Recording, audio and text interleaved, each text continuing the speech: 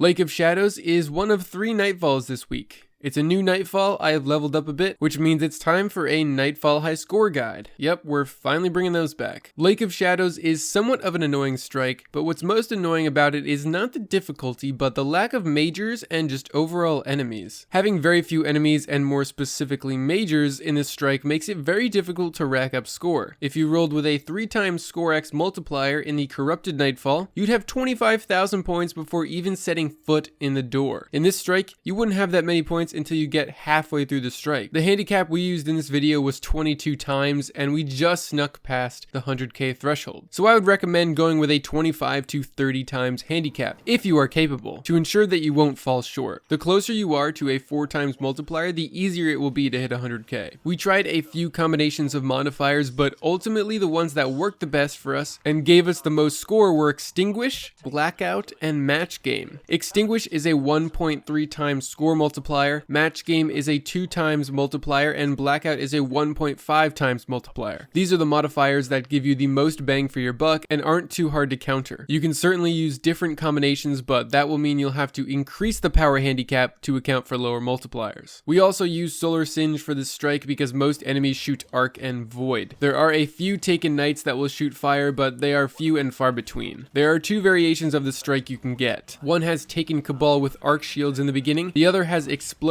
Shanks. Most of this strike consists of enemies with Solar and Arc Shields, with 1 or 2 enemies having Void Shields. You can either have one of your teammates bring a Void weapon for these rare instances, or you can just brute force the shield like we did. There's a Servitor and a Wizard, both with Void Shields in the entire strike, and I believe that's it. This means you want to focus on Arc and Solar weapons. You'll need something that has some range, but you'll also need something to get up close and personal for a few of these encounters. I went with the Pulse Rifle Go Figure as my primary, the Escalation Protocol as my secondary, and Sleeper Simulant as my heavy weapon. So now that your modifiers and weapons are set up, let's dive into what subclasses work the best for this strike. Well, since we're dealing with mostly Arc and Solar shields and we have Solar Burn on, you'll want to stick with Arc and Solar subclasses. I ran Arc Strider with Raid and Flux because the super and exotic together are still pretty amazing. And now that I think about it, Well of Radiance would be really great to have in the final encounter. You mainly want to have offensive supers and roaming supers for this strike so that you don't waste time sitting in one spot for too long. Since you need all the score you can get, you'll need to be quick on your feet before the score bleed kicks in. The wanted enemy, the wizard that's found at the part where you're running across the outside of the dam, rewards a whopping 0 points when you kill her. So don't even bother, she will just tank a bunch of your ammo and you will only be hurting yourself. Wanted enemies, as far as I know, do not count towards your score. I have no clue why this is, but it is what it is. Before I let you watch the full run, I did want to offer some advice for the final encounter, as that's really the only section you can improve your point gains. When the boss spawns, damage him until he spawns a wave of enemies. Once you clear those enemies, wait a few seconds to see if he spawns any more. If he doesn't, damage him a little bit more until he spawns another wave. Unless you've already passed the 100k score mark at this point, you can cause a bunch of waves of enemies to spawn in, which you can farm points through. You can get the boss to spawn in a bunch of waves of enemies that you can farm if you keep chipping off some health a little at a time instead of trying to melt him instantly. This is how we were able to sneak past the 100k mark by farming the ads at the very end. With a score multiplier of 3.83 times, we just got under 5,500 points for the boss kill, just squeaking by the threshold with 105k. As I mentioned, this one is going to be a little tough if you're on the lower side. There's not many ads and not many majors, so you'll have to kill everything and be light on your feet. Also, there is a triumph called Tether Time for destroying 3 of the tethers the boss shoots out. They're tiny little blights that you have to destroy once the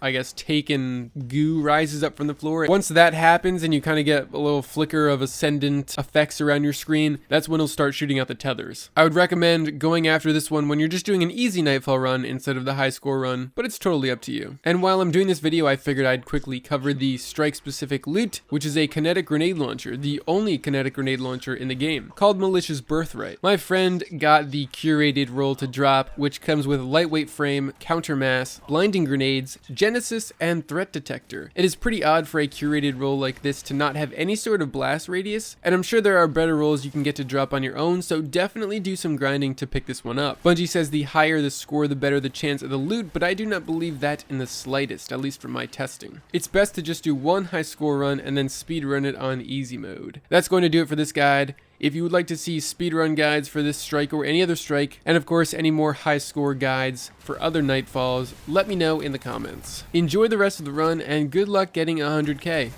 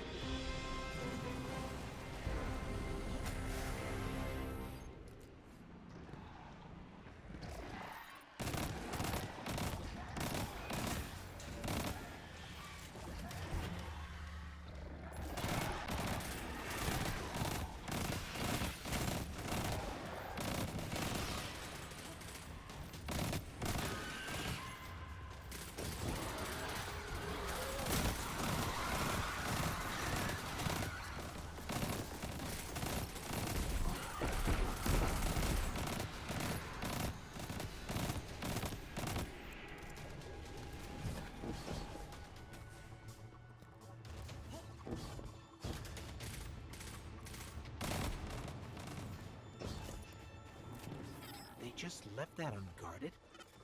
This smells fishy to me.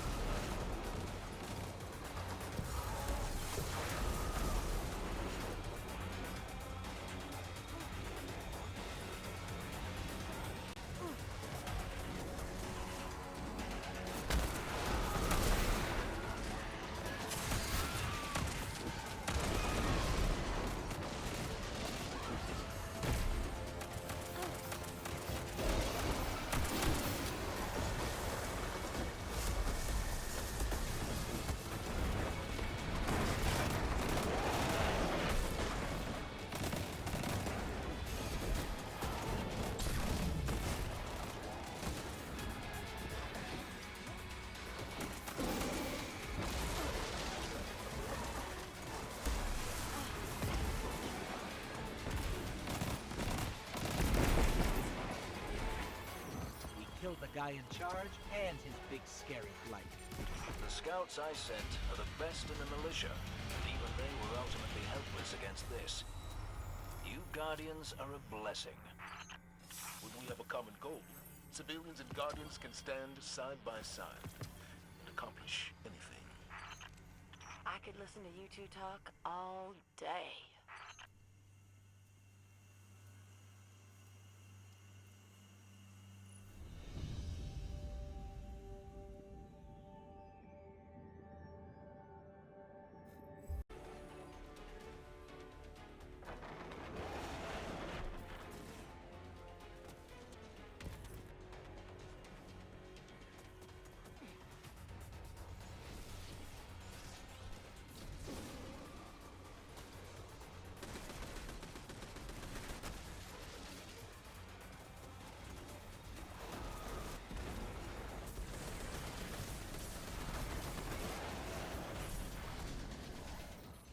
Taken compromised a Red Legionary. It would explain how organized they've been. Without Oryx, I didn't think they could still, well, take. Ikora and I will investigate. Meanwhile, contamination is clearing across the region. The Fallen are chattering about this on every feed.